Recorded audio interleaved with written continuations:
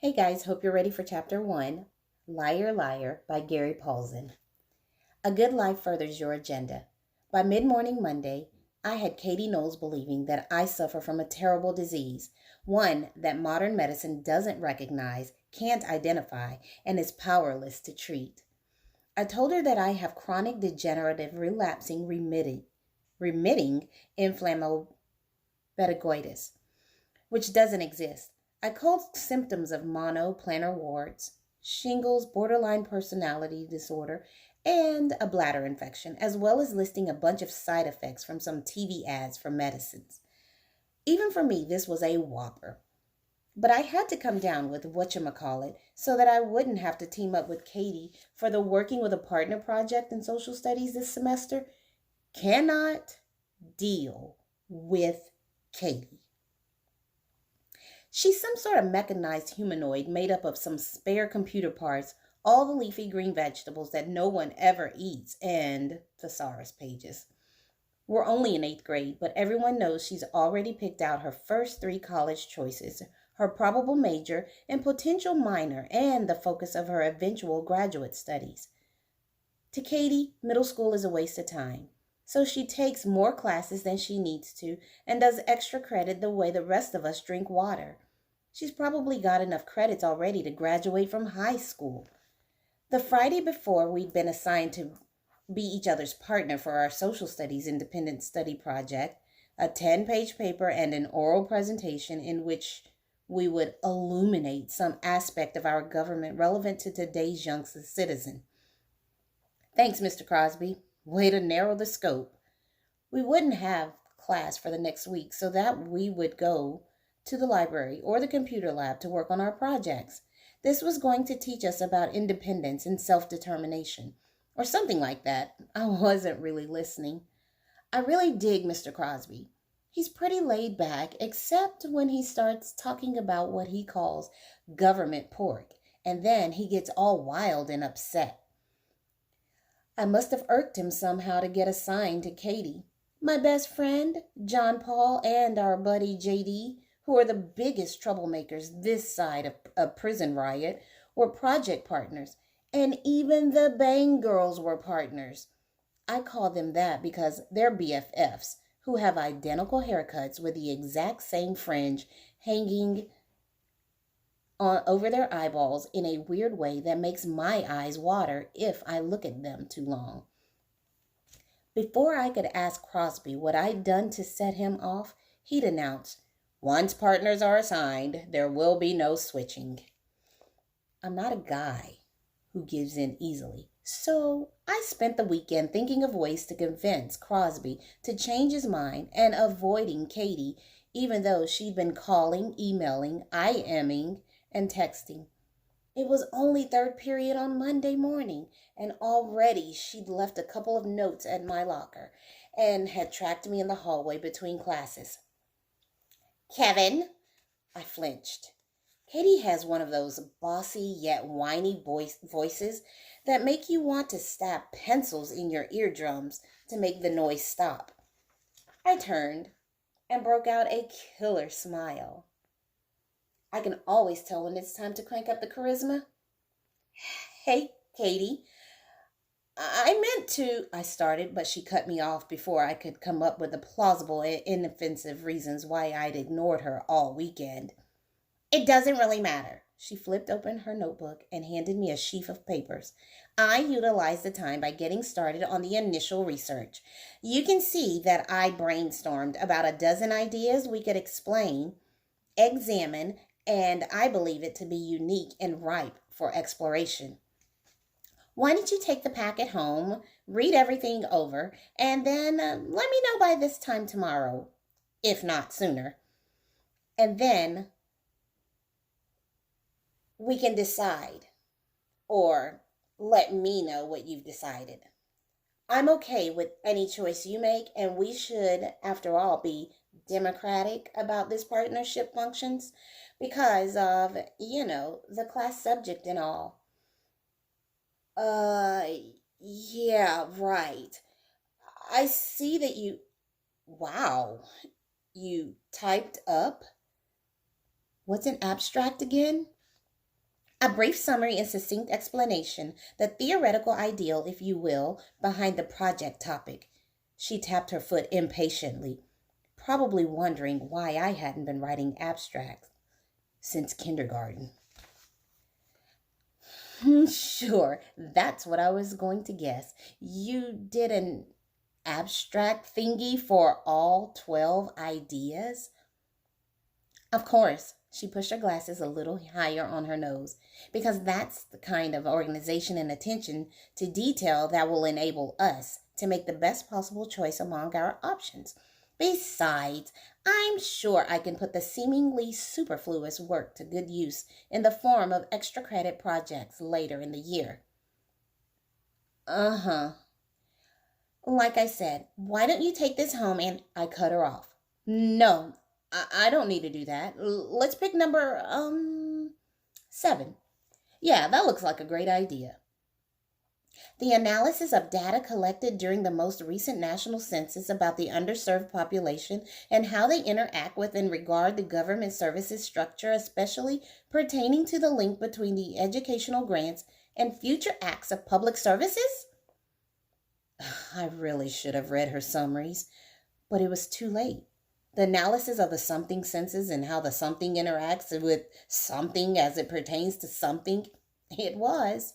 She beamed when I nodded, and I knew that I'd somehow chosen right, even though I didn't know what the Pewaddin she was talking about. And I was sure if I tried really hard and for a very long time, I could not have come up with a more butt-numbing topic. John Paul and JD came over grinning. We got a beauteous project, Kev. Crosby laughed at first, but then he signed off on it. What are you doing?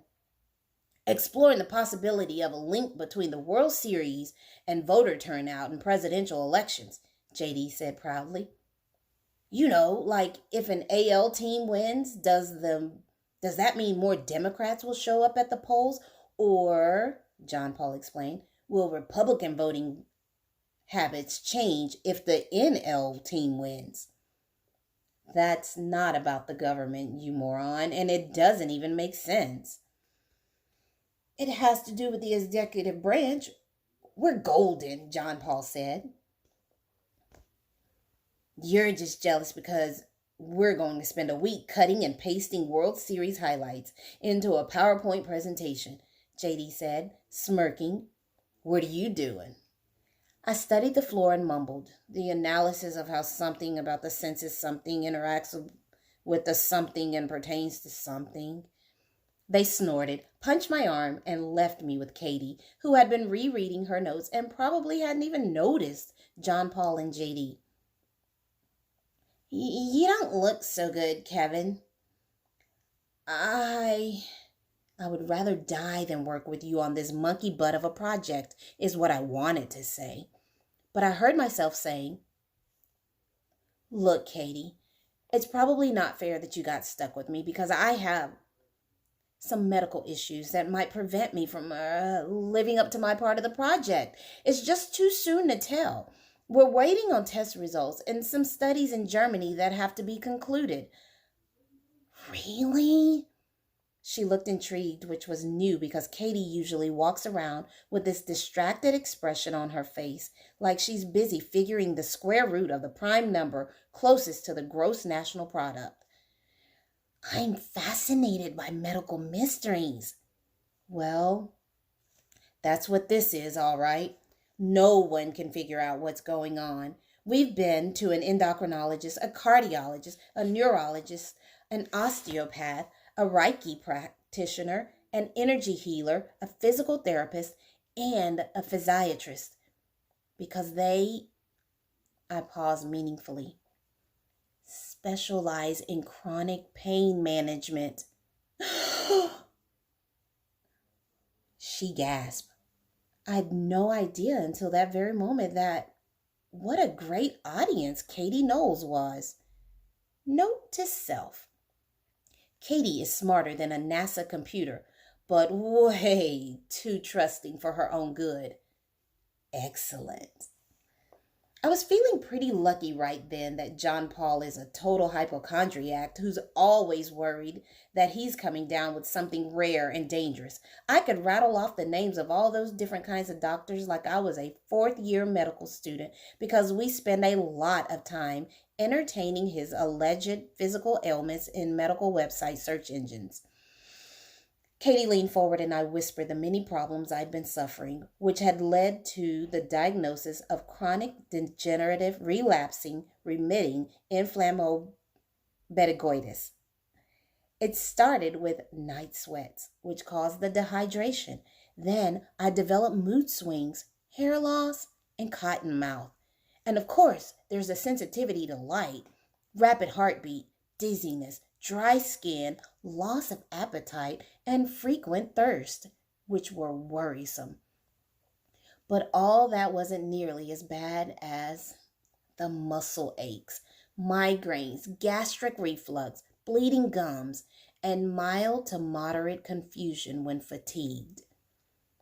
I figured all this was icky enough to make Katie want to keep her distance, but not so bad that she'd wondered why I wasn't in the hospital or quarantined.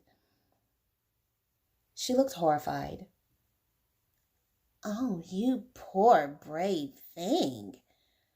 I nodded sadly and tried to look brave and wan.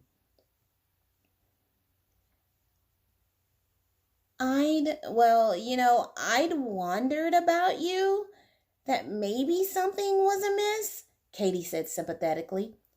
Oh, you had? Had you? But before I could blow my cover by sputtering something defensive, Katie saved me. Boy, did she save me. Look, I can handle the project for both of us. I opened my mouth to pretend to talk her out of her selfless offer, but she raised her hand to shush me. You were lucky to get paired up with me because I don't know anyone else in class able to cope with this much responsibility on their own. I could tell that Katie was actually relieved that she wouldn't have to work with anyone else, and I silently congratulated myself on my gift of saying the right thing to the right person without knowing it. I must have sensed that she'd rather work alone, even if it were because her partner was chronically ill, and that meant she'd have to share credit. I'm a very intuitive guy. Are you even strong enough to be in school? She peered anxiously over her glasses. Uh-huh. My medical team says that keeping things as normal as possible while avoiding stress is the best treatment. That makes sense. After looking behind her, she dropped her voice to a whisper. Does anyone else know about your condition? No, I haven't felt comfortable enough to share this, but there's something about you. You're a really good listener, Katie, and when a person feels like he can confide in you. She squeezed my hand, clearly believing that my random symptoms weren't contagious. And don't worry, I won't say a word. You just concentrate on getting better. I'll do the legwork, and you can help with the revisions and fact-checking, okay?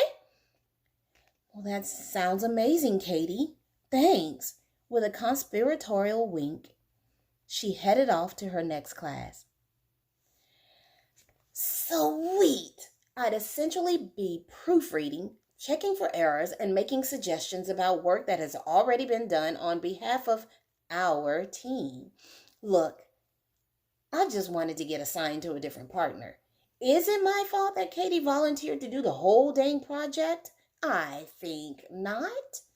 Once again, my lie had created a win-win situation. I didn't have to work with Katie, and Katie didn't have to work with anyone. And what was wrong with that?